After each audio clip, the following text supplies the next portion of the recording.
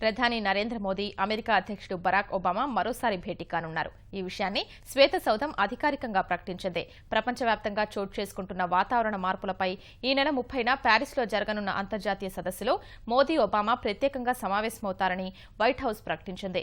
ఈ 2 ఏళ్ల కాలంలో ఒబామా మోదీ భేటీ కావడం వరుసగా ఇది 7వసారి కావడం విశేషం. ఇదే సమావేశంలో చైనా, ఫ్రాన్స్ అధ్యక్షులతో కూడా ఒబామా సమావేశమవుతారు. ప్రపంచవ్యాప్తంగా జరుగుతున్న వాతావరణ మార్పులకు సంబంధించి చైనా, ఫ్రాన్స్, భారత్ మధ్య జరగనున్న అంతర్జాతీయ స్థాయి ఒప్పందాన్ని అమెరికా ప్రతిష్టాత్మకంగా తీసుకుంది.